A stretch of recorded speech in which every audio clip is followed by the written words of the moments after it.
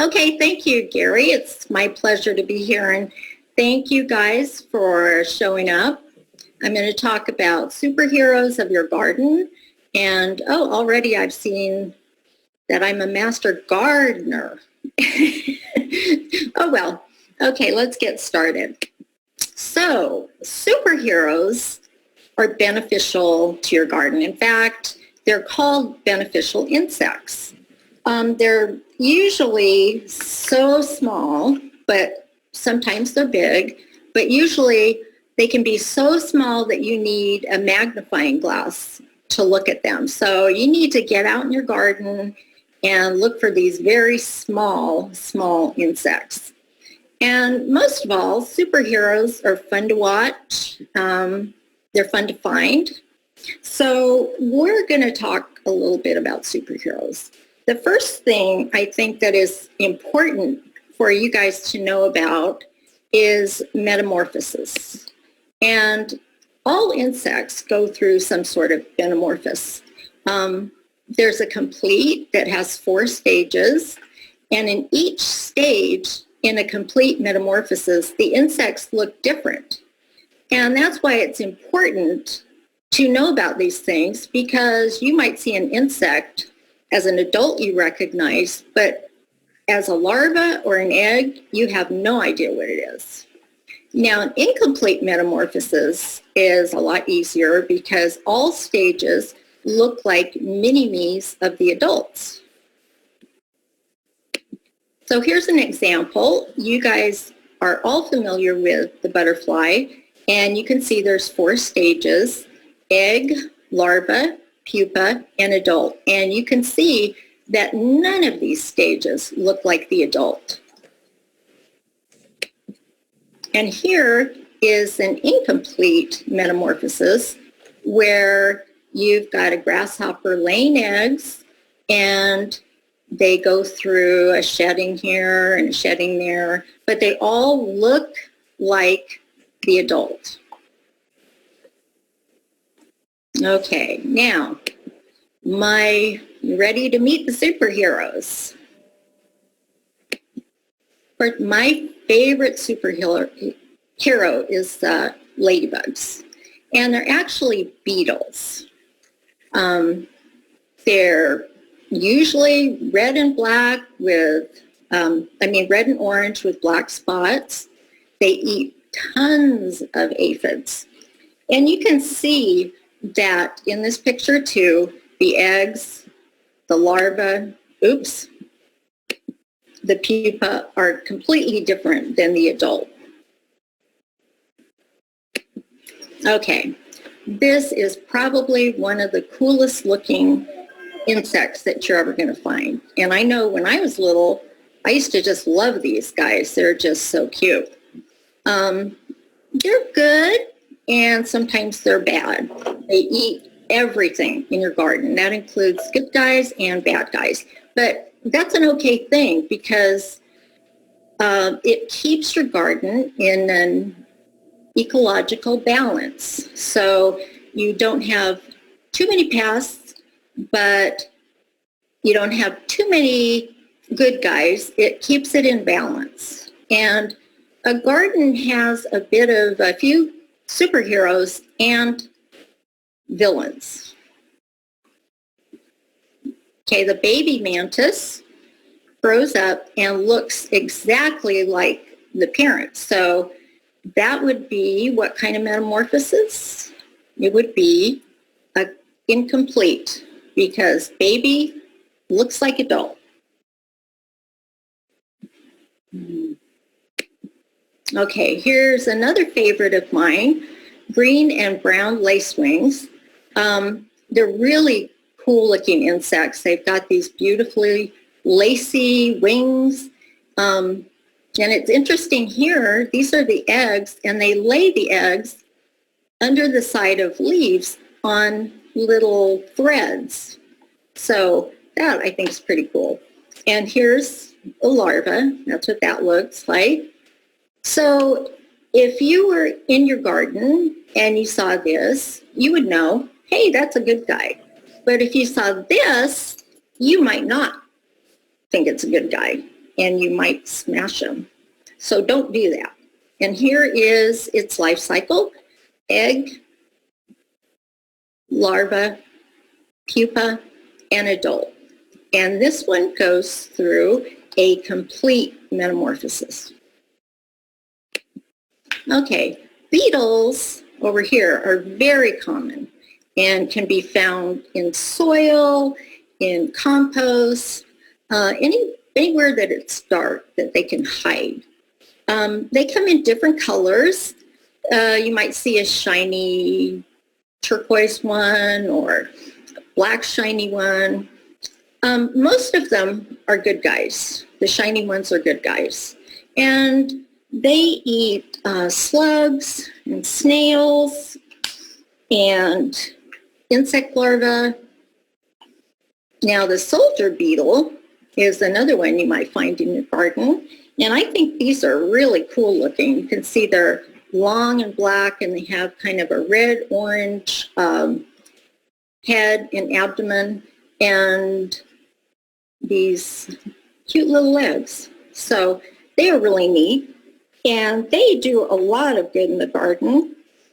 And their metamorphosis, you can see, is not complete or complete. It depends. But they have the egg. They go through instars. First instar, First instar, second instar, third instar, and then they pupate. And then they turn into an adult. Okay, spiders. Okay. Ugh, some you guys are going, oh no, spiders in my yard. And first thing you want to do, you're thinking, oh, I'm going to get rid of that spider. But don't, because these spiders are really good for your garden.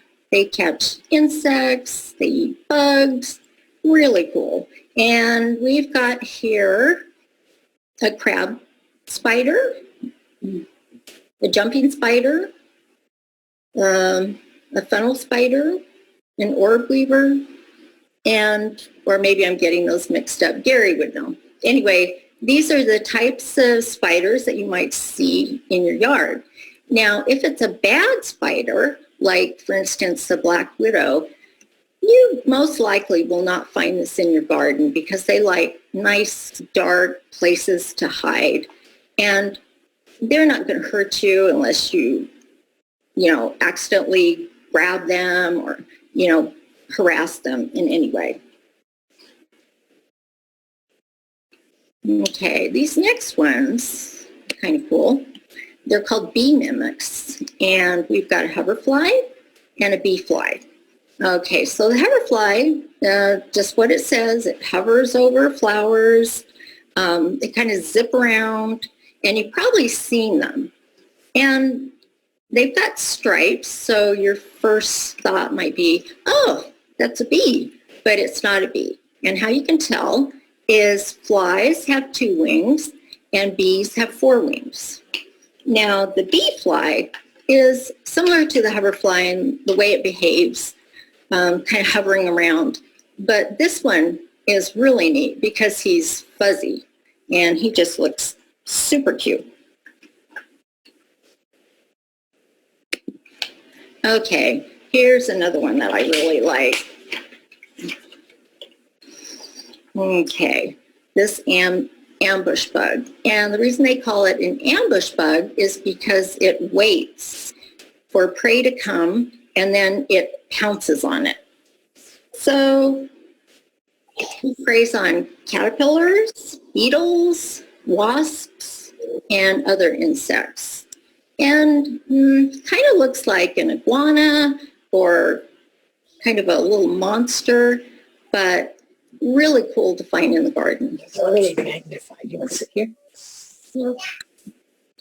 Okay, so you like these beneficial insects or superheroes in your garden. So you're wondering, how can I make my garden to where they'd want to come? So one of the first things you can do is provide a place for them to get a drink. And what I've done, I went to Goodwill and got a very shallow saucer, and I put small rocks in it, and then put water in it. And you want to make sure the rocks are above the water because these guys need a place to drink. So you don't want them to drown, so you put the rocks in. And I've seen insects in my yard just going after the water. So you can put it, in your garden or around your garden, and that way the insects have a place to drink. The other thing you want to do is plant colorful flowers around your garden beds or within your garden or just all around your yard. And then you want to provide a safe place for these underground guys to live and hide. So you can have ground cover, mulch, straw, anything that's going to give them a place to hide. Okay, so you're asking, what should I plant? Well, you want flowers that bloom spring through fall. So, annuals in the spring, maybe some perennials through the summer, and nice color through the fall. And another thing, native plants and plants in these families are good to plant. So we got the carrot family, which includes dill, fennel, and anise. The aster family, where coreopsis, cosmos, sunflower, yarrow, and daisy. And the mustard family, sweet alyssum, mustard, and nasturtium. Okay, now we're going to do a little project. Okay, we're going to make a cute ladybug. So what you'll need is red and black construction paper, one toilet paper tube, black paint and a paintbrush, pen and Sharpie, scissors, and hole punch, or you really don't need the hole punch, but if you have one, it's good to have. Googly eyes, and a small bowl about 5 inches wide and one brad. So the first thing you're going to do is take your toilet paper roll and you're going to paint it. And I have some black paint here that I got at Michael's. And then use a bowl like this, little bowl, and you're going to put it on your paper like that, and you're going to cut a circle like this. So I've cut my circle, and then I'm going to take my circle and I'm going to fold it in half like that.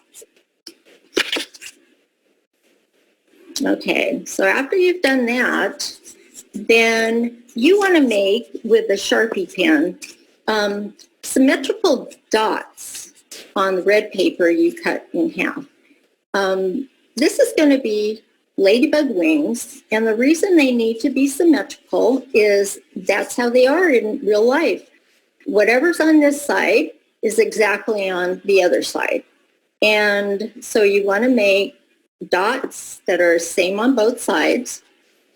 And then using a pen or a hole punch, let me cut this.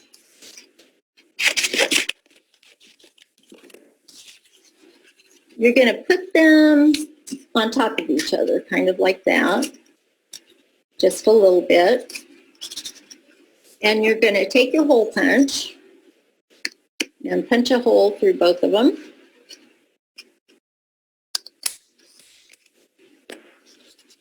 And then you overlap the red circles. We did that. Okay. And you're almost done. So you're going to take a brad and you're going to put it through these two holes up here, if you can see it. And then you're going to take your toilet paper tube that's been painted and you're going to put a little hole a couple inches down. If you can't do it with a hole punch, a pen works just fine, and you can just smash a hole in there. You're going to glue your googly eyes on and put the little wings on through the holes and open up your brad. And then you're going to cut 2 short pieces of black for the antenna, and you're going to put them inside the ladybug. And now you're done. And you have a cute little ladybug.